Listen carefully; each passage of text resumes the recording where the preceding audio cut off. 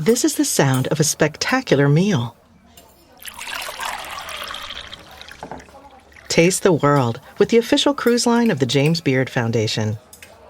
This is delicious. Experience small ship cruising that's 180 degrees from ordinary. Learn more at windstarcruises.com. Welcome into The Verge, a show which covers the Baltimore Orioles minor leagues. The Verge is part of BSL Radio. Baltimore Sports and Life is dedicated to analysis and discussion on the Orioles, Baltimore Ravens, and the University of Maryland. The site has a team of writers providing coverage of those teams and houses live streaming content weekly. Join the conversations at the message board, like BSL on Facebook, and follow BSL on Twitter.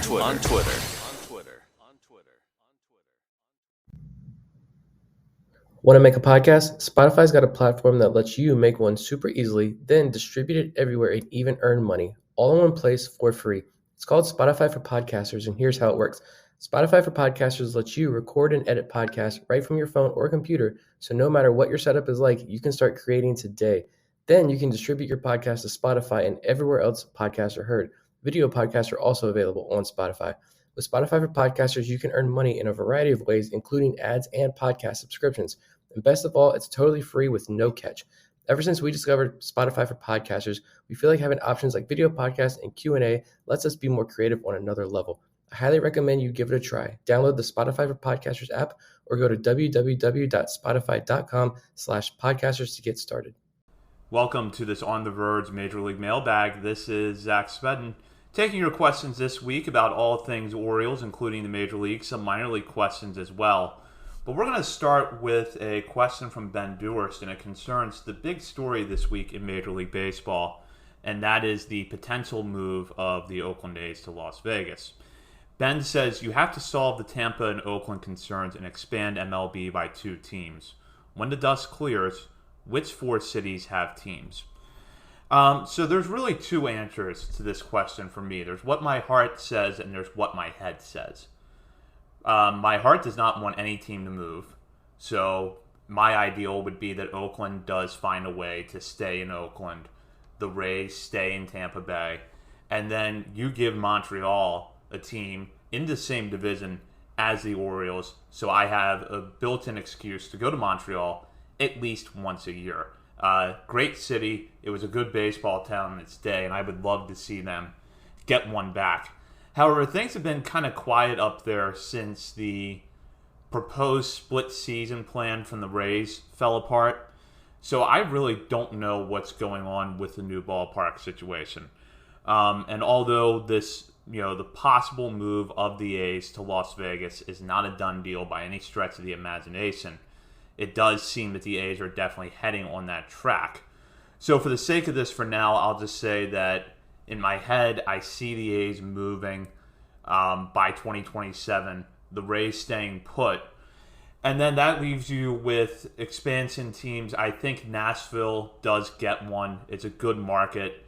And then in the West Coast, I really like Salt Lake's bid. And the reason that I like Salt Lake's bid is that I can look at that one and I know where the money is coming from. The Miller family has an excellent track record there, having owned the Utah Jazz for many years. So they know what they're doing. They're going to have the money to get that project done and to get the team. Whereas right now I look at Portland and Nashville and some of the other, rumored contenders, and I'm not really sure who the main money person is. But Salt Lake has a clear money person. Montreal does as well. But as I mentioned earlier, things have been kind of quiet there. So if I had to guess based on the way that I'm seeing things right now, I think you see an expansion team in Nashville and an expansion team in Salt Lake. You do have the geographical issue of Seattle being kind of on an island right now, and Portland would help mitigate that. But I think Salt Lake has the stronger bid in place, or the stronger potential bid in place. Tossie wants to know, what do you realistically think happens with Joey Ortiz and Jordan Westberg if Ramon Arias, Gunnar Henderson, Jorge Mateo, and Adam Frazier all stay healthy and productive all season? I wrote that assuming Mateo's hip issue is minor. That's what Tulsi adds there on to that question. If the Orioles' crop of infielders are healthy and productive, then the team's going to contend for a playoff spot. And I don't see the Orioles making any major changes in the middle of a playoff spot. That said, I don't think that shuts the door on Ortiz or Westburg getting to the major leagues entirely. As of right now, I'd suspect that you are going to see them, but their role would be reduced a little bit because of those guys. And then, of course, there's always the possibility that one of them is dangled in a trade. I could see Westburg appealing to a lot of teams, especially if they're not looking at him as a shortstop. Maybe they see him as a second baseman or a third baseman. But we also know that Ortiz, with his defense and the way that he's hitting the ball right now at Norfolk, is going to be a really sought-after player if the Orioles do make a move. Justin Daly wants to know, if Gunnar keeps playing at this level through May, do you send him back down? I wouldn't, because Gunnar is at least getting on base. And there's something to be said for that. I know that he's not hitting for contact or hitting for power the way that we had all hoped. He's definitely off to a slower start than I expected. But when he's still drawing walks and he's still getting on base, he's going to provide you with some value. He comes into Saturday with a 371 on-base percentage, 15 walks and 70 plate appearances. Those are really good numbers. So for that reason, I would keep him up. I just also don't know what you would send him back to AAA. What development benefits he would get out of going to AAA when he dominated that level last year. Maybe you think he needs to get his timing back, which he does, but I think he can do that in the major leagues. So if he continues to play at this level where he's getting on base a lot and he's giving you quality at bats, I leave him up. Now, if that starts to change and it looks like he's really pressing and we see the walks drop and the quality of at bats diminish, then it's a different conversation to be had. But for now, I would leave him alone. Question here from Matt, which is, who is Brian Baker and what has he done with Brian Baker? And Matt referring to the strong start that Brian Baker is off to this year. So Matt's a member of our Patreon community and, very active in our WhatsApp chat. And Matt, I think you have a little bit of what I used to have with Brad Brock, where it's like the way that the guy makes me feel when he's on the mound and the results don't really match up, which means that he generally gets the job done, but for some reason he just makes me nervous. And Brock was a guy who, for a few years there, had kind of high walk rates, didn't strike out a lot of guys, but he would usually find a way to get the job done. Baker was a little bit of that last year, but this year he has really kicked it into another gear. He's getting more, his whiff percentage on his pitches is up across the board. He has dropped the walks considerably. And I think really it's a continuation of what we saw at the end of last year. He was getting stronger as last season went on. You might recall that he had a few bad outings early in the year. There was a couple of them paired in a row against the Angels and the Yankees in April. He had a few rough ones in late April, early May as well. And then really settled in by the end of the year. So I would say that a switch kind of flipped with him sometime in the second half last year. And he's been able to carry that over into this season. Now, are all of his numbers across the board sustainable? Maybe not, but I think he's generally been a player that is trending in the right direction, and he has been a really valuable piece to this bullpen to start off the season. A question from a different Matt now, Matt S. Matt wants to know, what kind of haul would it take to get Ohtani at the All-Star break, assuming the Angels aren't in the race? I would imagine that the Angels probably start the negotiations with something that looks like the package the Nationals got last year for Juan Soto. Basically, you're going to be looking for a team to kind of hollow out the top 10 part of its rankings, or top 10 part of its prospect rankings, give you a couple of guys that are Major League ready or really close to Major League ready in return. So, for the sake of the Orioles, I would say that where the Angels start off would be Jackson Holliday, would be part of the deal. Colton Cowser would be in there. One of or both DL Hall and Cade Povich.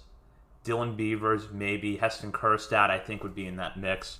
So you would be looking at a big haul going back to the Angels either way. I don't see the Orioles jumping into that because I don't think the Orioles are going to give up that much for a rental, especially when they know they have no shot at signing Ohtani in the offseason. So I think realistically it's either going to be a team that is willing to go all in and doesn't care about giving up prospects, or it's going to be a team that has a realistic chance to re-sign him in the offseason. So, I could see where if they were playing better right now, maybe the Giants would try to jump into the mix. I could see the Dodgers maybe being in there if the Angels are willing to trade him to their regional rival there in LA. Maybe the Mets are in the mix. There's a lot of potential suitors for someone as good as Ohtani, but when it comes down to it, if the Angels move him, we know it's either going to be a team that is just willing to give them what they want, doesn't care if they only have Ohtani for half a season, or it's going to be a team that has the money and has what it would take to give Ohtani a good offer in the offseason and get him to stick around.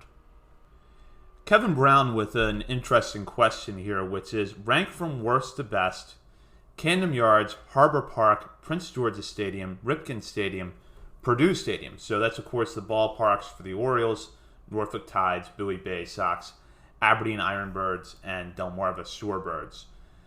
So I'm going to go more on the fan experience with this question. I think that if you ask the players for their opinion, the answer might be different. But I would go Camden Yards at the top. That's an obvious number one. I would go Norfolk second. Although parts of Harbor Park are a little dated, it's still a really good fan experience. Downtown Norfolk's a lot of fun, so you can take advantage of that before or after the game. I always have a good time when I go to Norfolk. And then after that, I would go Aberdeen. I think that is a good ballpark from the fan experience. I know that, we've kind of made some criticisms about their broadcast quality, but the fan experience when you're in Ripken Stadium is generally pretty good. Purdue Stadium, certainly the renovations that the Shorebirds have done have helped close the gap with Aberdeen in terms of the fan experience. Good sight lines around the ballpark. The walkway that they put out in the outfield is really nice. And then I would put Bowie last. And Bowie, it's a comfortable place to watch a game. You have a good perspective on the field wherever you go, but there's nothing really remarkable about that ballpark. And Bowie, Frederick, and Delmarva, up until Delmarva was renovated, all looked exactly the same. So it's not a ballpark that has a lot of character. I think players like playing there more than they like playing in Aberdeen for various reasons, especially hitters. But I think from a fan experience side of things, Aberdeen is definitely ahead of Bowie. And, there are some positives to Prince George's Stadium, but overall, there's nothing really remarkable about it either. Sterling with a question here, which is, in your opinion, do you think the Pirates, Cubs, and Diamondbacks can sustain their early season success? This is an interesting question, and when you look at these teams right now, they're obviously all off to good starts. Pittsburgh at 14-7 is a half game out in the NL Central with Milwaukee in first place. The Cubs are right behind them at 12-7, and then the Diamondbacks are leading the National League West at 12-9, 2 games up on the Dodgers and 2.5 up on the Padres. I thought Arizona had the makings of a playoff team coming into this year, so I think they sustained this success at least on some level. I don't know that I see them winning the division. I still think that the Padres are going to eventually catch up and win the West. But I definitely could see Arizona in the playoffs this year. The Cubs and the Pirates are kind of interesting stories. And I'll start with the Pirates because the last time I did a mailbag, I said that the Pirates could be this year's version of the Orioles, except that or this year's version of the 2022 Orioles, except that they might not finish above 500. They might end up winning, 75 to 78 games, let's say. And that next year would be the year they would really take the big step forward and compete. They might be a little bit ahead of schedule. I think the question for them is going to be, can some of the guys that are off to strong starts sustain some level of success? So you look at Connor Joe right now, has an OPS of over 1,000. We know that that's not going to last all season. The pitching staff is in pretty good shape. So overall, things are working for them. And I think that health is going to be a big factor for them as well. Because we know that Ke'Bryan Hayes, although he's not off to a strong start this year, has had injury issues the last few years, and we know that he has the potential to make their lineup a lot better if he can stay healthy. So maybe they don't, I don't think they're going to sustain this level of success all year long, but they can at least make things interesting in that division. And then as for the Cubs, there's some pretty interesting pieces there. And you look at the start that Cody Bellinger is off to, he's kind of looking like the Cody Bellinger of old right now. OPS of 943, 5 homers, 14 RBIs. If the Cubs have somehow fixed Cody Bellinger, then they could hang around in this race and probably at least compete for a wild card spot. And while I don't think he's the sole X factor, you're adding potentially an MVP caliber player to the mix if you can tap into the old Cody Bellinger, the Cody Bellinger we saw before 2020. Which so far the Cubs have been able to. Dansby Swanson is also off to a very strong start. Marcus Stroman is pitching really well.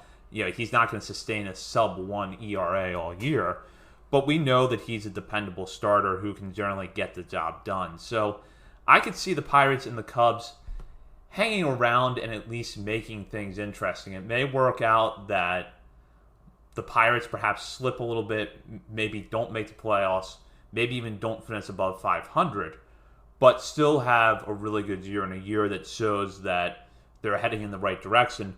And then for the Cubs, again, I could see them hanging around and at least being in the wild card mix. Milwaukee is off to a good start, and we know that they were the best team in the NL Central up until August last year when things really dropped off for them. And then the Cardinals, you're just waiting to see, are they going to heat up at some point? Is that Cardinals devil magic, as it's referred to, somehow going to work its way into the mix and we see them in the playoffs again? I'll go to a question now from my co-host Bob Phelan and a question on Twitter because they basically cover the same thing. Bob wants to know, do you see any signs of Gunnar snapping out of his slump? Compare what you see from his defense at shortstop versus third base. And then Jonathan Evans, at JohnEvans57 on Twitter, asked for my thoughts on Gunnar's season so far, both at the plate and in the field. So, Bob and Jonathan, I'll take your question here and now. I think that Gunnar is going to snap out of his slump because he's still putting together quality at-bats. It goes back to what I talked to earlier, which is that he's drawing a lot of walks still. He's got a high on-base percentage. And typically, if a player can sustain that, even when they're not hitting, that's a sign that things are eventually going to go their way. The ball is going to start falling in for Gunnar more often, and he'll get out of this. I think that his problem right now at the plate is that his timing is just thrown off. From what I have seen from him this year, and this is kind of an eye test observation, so take it with a grain of salt, but I feel like he's taking a lot of pitches, especially fastballs, that he really should be driving, and he's hitting soft flyouts to left field. Now, we know that Gunnar is a really good opposite field hitter. He's been that way throughout his career. But other than that home run he had at Texas, we really have not seen him drive the ball the other way that we're used to seeing him. It's really been a lot of soft contact, a lot of fly balls right at the left fielder.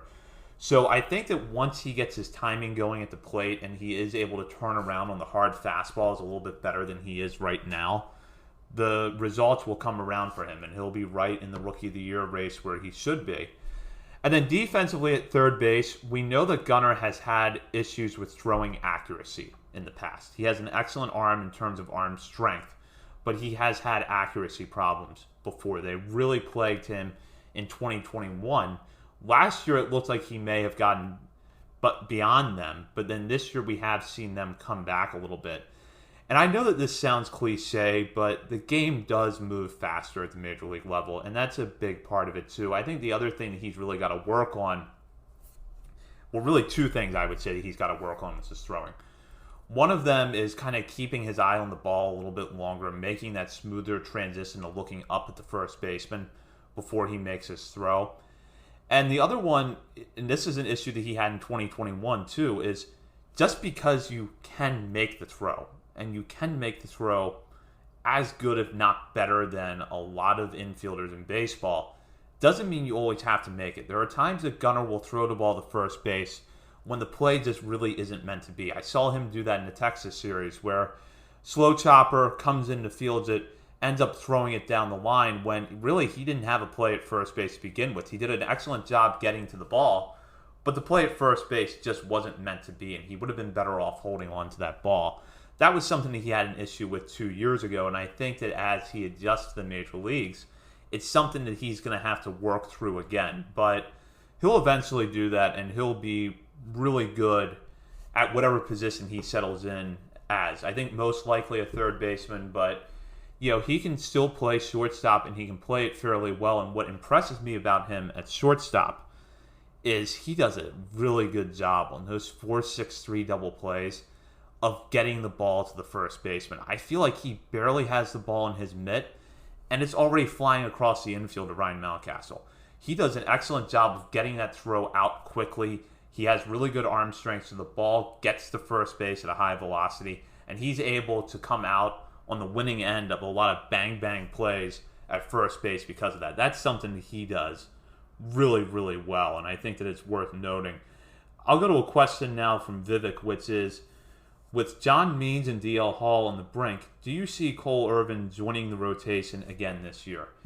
Yeah, I think you're going to see Irvin again. I think that there's some things that he has to work on at Norfolk. I know that he had told Andy Koska of the Baltimore Banner before his ill-fated start against Oakland, which was ultimately his last start before he was sent down to Norfolk, that things were off with his mechanics. I think specifically it was his back foot.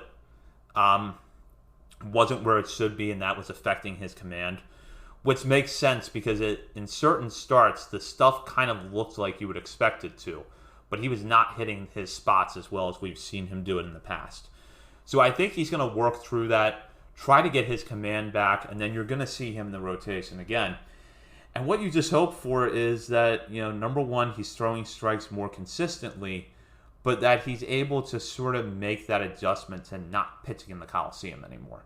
We know that pitchers who pitch to contact can have a lot of success at the Coliseum because the ball doesn't travel there, and I'm referring to the Oakland Coliseum.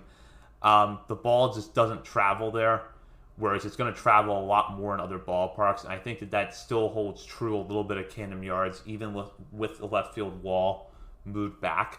So you want to see how he adjusts to that, but I do think you're going to see him in the rotation again. And then after this season, if things haven't quite worked out, the Orioles can reassess. But I do expect to see him again in the Major League rotation. We'll jump down to questions from Twitter now, and I'll start with this one from @AlfReprez2020. When will the Orioles actually get serious about acquiring top of the rotation starter, or at least a number 2? Also, when will the Orioles get serious about locking up our guys, meaning the guys that are currently on the roster now? For the first part of that question, I kind of expect a big pitching move if we see one to happen in the offseason. I think that the Orioles are going to be kind of in that market where they're going to look for this year's equivalent of Tyler Mahle at the trade deadline. Mahle was a guy that the Twins picked up last year, and while he's not someone who's an ace or even a number 2, he can still make your rotation better. And the Twins had that advantage of Mahle having, I think, another year of control beyond the end of the 2022 season. And he's off to a good start this year, so that trade could still work out well for them. And I would expect that the Orioles kind of look for someone in that tier. And as we get further into the season and we figure out who's contending and who's likely to be selling at the deadline, we'll get a sense of who that is. And then as for their offseason plans, I think they're probably going to be in the trade market. I think that although I generally don't like drawing direct parallels between the Orioles and the Astros, I think that the Astros' approach to acquiring pitching, where they've been in the market of trading for guys with multiple years of team control left rather than signing top-tier free agents, is kind of the direction that I expect the Orioles to go in, because I just don't see this front office being willing to give 6 or 7 years and a lot of money to a pitcher that's already at least 6 years into his career and has that wear and tear on his arm. And then I think that a big part of their plans, too, are going to be the development of Kyle Braddis and Grayson Rodriguez, especially Grayson Rodriguez, because we know that he has ace-like potential. And we're going to know at the end of this season, I think, first of all, we're going to have a pretty good sense of whether or not he's going to reach that potential and what he's going to have to do to get there. And I think we'll be able to know how quickly it is. So if the Orioles feel like Rodriguez can take a really big step forward in 2024, that might put them more in the market for a number 2 or a number 3. If Braddis takes a step forward and he looks like he could at least be a capable number 2, again, that means that you're not necessarily having to go out and trade for a top-tier guy because those 2 guys can take the step forward. However, if we realize after this year that maybe Braddis isn't going to quite get to that level and that Rodriguez is going to need another year or so to settle in before he really takes off, then that could put the onus on the Orioles to go out and make a move. Now, for the second part of your question, I do think that it's a question of when and not if we're going to see an extension. I mean, you just look around baseball today, and teams can't sustain a level of success for long term without locking up some of their players. And even teams that don't spend a lot of money, like Tampa Bay and Cleveland, do give out extensions. So I wouldn't be shocked if we saw an extension during the season, but I would imagine that at least by January, somebody is locked up. Fingers crossed that it's Adley Rutschman. Maybe Gunnar Henderson is in that mix as well, but we know with Henderson as a Scott Boras client that that's going to be a lot more challenging. Not impossible, I should say, but a lot more challenging than someone who isn't a Boras client. But I think that the Orioles are going to do something sooner rather than later, even if it's making everyone anxious in the process. I'll go to a question now from @ZachAttack8211, who has a really good question here. How would you rank these outfielders based off of who is closest to being Major League ready? And he lists Colton Cowser, Heston Kjerstad, John Rhodes, Judd Fabian, and Dylan Beavers. This is a really good question, and I think that Colton Cowser would go first on my list. I think that regardless of whether it's on a corner or in center field, he's going to find a home defensively in the major leagues. He's really taking off at the plate right now. He's got an excellent plate approach, and that's something that we've seen with him throughout his career. He's going to draw a lot of walks. He's going to be, I think, possibly a good top-of-the-order hitter, maybe even a leadoff guy down the road. And I could see him getting major league time this year. So Cowser is number 1. Then I go Kjerstad number 2. Kjerstad has that card-carrying tool with his power. His power is something that can get him to the major leagues. But what he has done this year is he has shown that he is a much more complete hitter. And I have to give him a ton of credit because if you had asked me this question last August, I would have said that there was a considerable gap between Colton Cowser and Heston Kjerstad. And Kjerstad has done a lot to narrow that gap since the end of last season at Aberdeen. He hit really well in the playoffs, then carried that over to the Arizona Fall League, spring training, and now the start of this season at Bowie. So Kjerstad is number 2. And then after that, you could really flip a coin, I think, with these 3 guys in Rhodes, Beavers, and Fabian. I'll go with Rhodes first because he's at AA now. He's off to a good start. And he's got some attributes that are really good. He can hit for power. He's got a really good arm in the outfield. I think he has the ceiling of it being at least a dependable everyday right fielder. So I would go with him third. And then between Beavers and Fabian is where it gets kind of interesting because I think Beavers is ahead of Fabian offensively. I think he's a more complete hitter at this point. But Fabian has that really good center field defense. The kind of center field defense where even if he only hits 245 at AAA, you might consider bringing him up to the major leagues because he plays such a good center field. And then he can hit for power and draw walks. So it's close between those two. I think I do lean with Beavers a little bit because the bat is ahead of where I think Fabian is right now. But you could make an argument that Fabian is ahead of Beavers. And in fact, Zach, I want you to come back to us with this question again in August or September because my answer now is different than it would have been at the end of last season. And I suspect that later this year, my answer, or Bob or Nick could have a different answer than what I had today. So if you keep it in mind, please bring this question back to us later this year, because I think it's going to be really interesting to discuss once these guys, especially Rhodes, Beavers, and Fabian, show us a little bit more. We'll go to a question now from @Brian McClanahan, who wants to know what makes the Iron Bird Stadium so bad for hitters. Dimensions, lights, something else. So I'll start with the dimensions because that's really the obvious place. The power alleys in Aberdeen are really deep and the ball just does not carry there. If you can poke one perfectly down the line, it's got a good chance to get out. But we know a lot of hitters can't necessarily do that, and that the gaps are called the power alleys for a reason. I was at a playoff game last year and I saw Heston Kjerstad hit a ball out to right center that I think would have been out from at most ballparks. And instead at Aberdeen, it just didn't carry, and he had to settle for a double. So I suspect that's a problem that a lot of guys have. So you would start with the dimensions, but Darryl Hernandez actually gave us a lot of good insight when he was on our show back in November. That was obviously before he was traded to Oakland.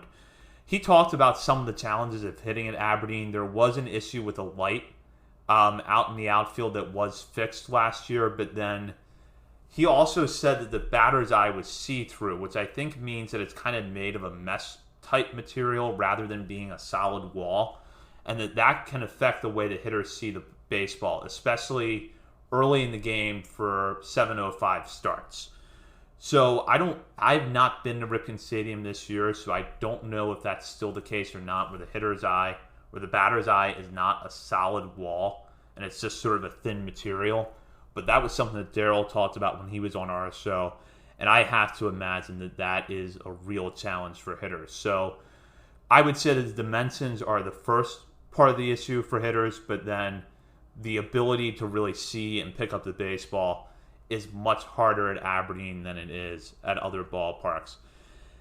@King of Fedora says, we have so many infield prospects, the Orioles are bound to trade some of them for a legit starting pitcher, right? That seems to be the million-dollar question, and one that my answer to right now is yes, probably eventually, just not right now. I think that, first off, they want to see how their infielders at the major league level look this year, how Ortiz, Westberg, and Norby, I think especially Ortiz and Norby because they don't have as much AAA time, how they develop at AAA this year. And then, if you're looking at where you're going to trade from, the conversation does start with those three guys, I think. So it is going to happen at some point, I think, just because it does make sense. And it kind of already did happen with the Darryl Hernandez, Cole Irvin deal. But I just don't think the Orioles are in a huge rush to do it because they want to take advantage of this depth while they have it. I think they want to make sure that, everyone at the major league level stays healthy and productive this year. And at some point, if they, feel like they can go get a starting pitcher and move one of those guys, they will do it. But I just think that they're taking their time with it for right now. Go to this question here from @L3Tal35, who wants to know, are the 2023 Tides a better baseball team than the 2021 Orioles? And the answer to your question is yes, they are much better than the 2021 Orioles. The 2021 Orioles, they're such a weird team to me because they actually had a lot of things go well. There were a lot of positives that season. John Means had the no-hitter as part of what was a very good year. Cedric Mullins had the 30-30 season. And Trey Mancini had the comeback year, which was really special and always something that I'll remember fondly. But otherwise, that team was really bad.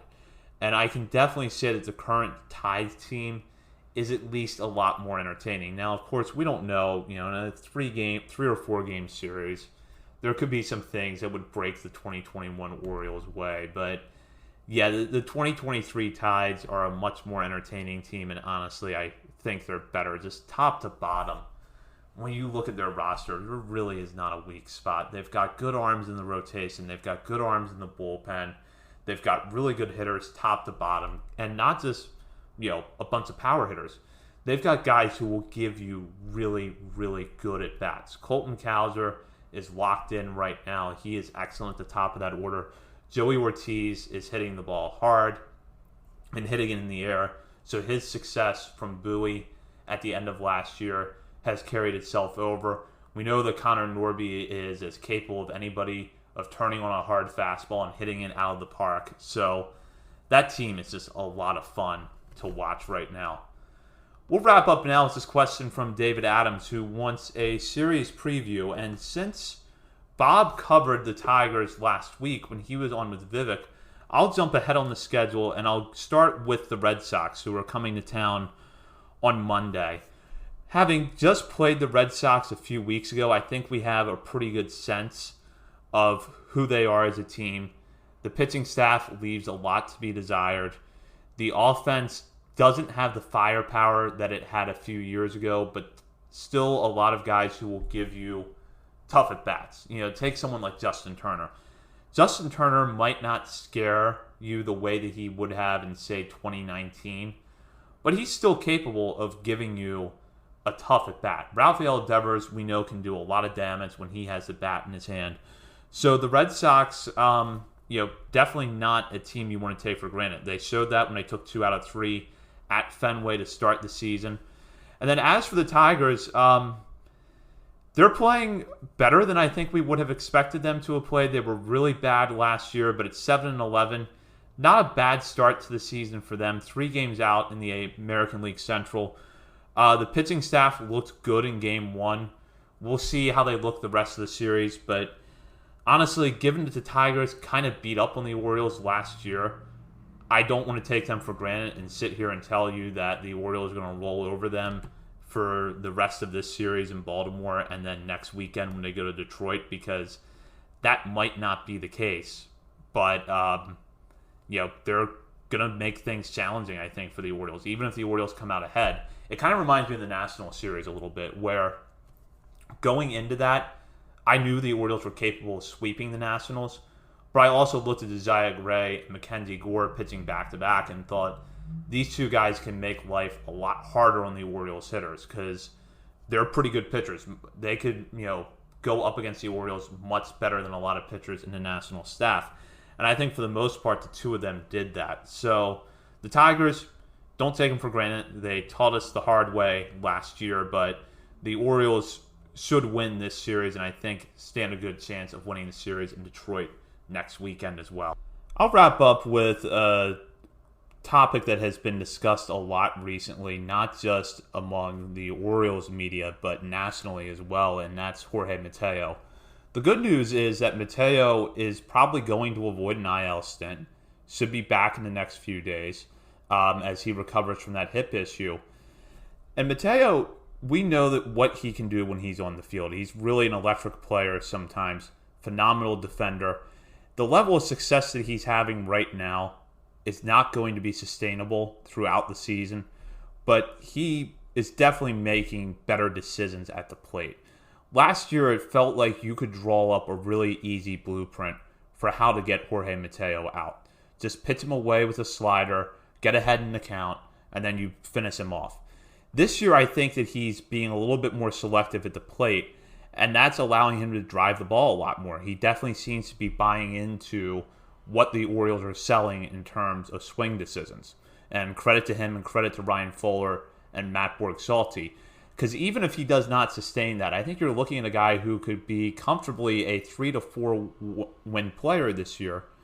3 to 4 win player this year because, number one, he's an elite defender, and he's going to be better at the plate. Now, what that means for the rest of this year and how that affects the Orioles' prospects is something that we get asked about a lot. So I thought that I would take the opportunity here at the end of the mailbag to talk about that. Basically, I think if the Orioles are contending this year and Jorge Mateo is having a good year at shortstop and he's doing at least what he did last year, which is flashing that elite speed and playing a Gold Glove caliber shortstop, they're not going to make a change. They're going to roll with Mateo at shortstop for at least the rest of this year.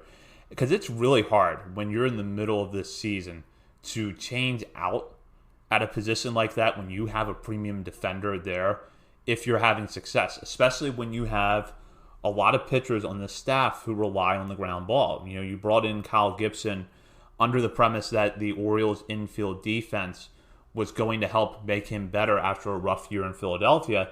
And Jorge Mateo is a huge part of that. And while I think the world of Joey Ortiz as a player, and I think he can be an elite shortstop at the major league level, we also know that defense is not always automatic. Success on defense is not something that's always going to carry over directly from the minor leagues to the majors right away, and the guy is going to hit the ground running because, we saw this with Cedric Mullins when he came up in 2018. Kyle Stowers went through it a little bit last year. Gunnar Henderson is going through it right now. Sometimes it takes a while to catch up on defense. Your defense is not going to be as good as it was in the minor leagues when you first get to the majors, and you just hope that a guy, after enough experience, is able to make adjustments. And that's not to say that I think Ortiz is going to be a bad shortstop when he comes up right away. He just might not be an elite level guy. And I don't think that that's a chance that the Orioles are going to want to take this year if they are winning.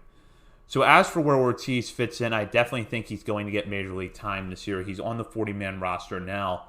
And what I could see later this year is maybe a scenario where he actually gets a lot of time at second.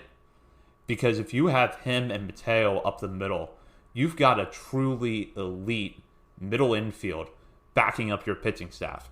And then you could put Gunnar, who hopefully as the season goes on gets better at third base, or Ramon Arias, last year's Gold Glove winner at third base, and have a really good infield defense most nights. Adam Frazier is getting the job done at second base right now, so I'm really not concerned about it. But if you want to work Ortiz in without, possibly making a compromise at the shortstop position, that would be a way to do it. And then as for Jordan Westburg and Connor Norby, I just think that the versatility is going to be the key for Jordan Westburg. He's got to be able to play a little bit of left field because it's going to be hard to consistently find at-bats for him in the infield. And I think that when he's in the infield, he's mainly going to be working between second base and third base. Norby, I think, does need to work on the defense a little bit at Norfolk, so I could see him there for a while, but the what he could give you down the road, which is maybe at his peak a 20 to 25 homer bat, if he pairs that with above average defense at second base, that's a really good player. But if the Orioles are successful this year, their infield is going to be a big part of it, and I just don't see them really shaking things up unless they have to. So, of course, as the year goes on, we'll get a sense of, who they're going to target at the trade deadline, how much they're willing to give up to possibly go get a starting pitcher or fill in another need for this team, whether that's left field, another position where there could be issues down the line, or maybe even the bullpen. And while I'm not in favor of splurging on a reliever at the trade deadline, because that tends to be when teams overpay for relievers and that turns it into a seller's market, it's more of a seller's market than what we see in the offseason, it is possible that the Orioles could go out and add an arm.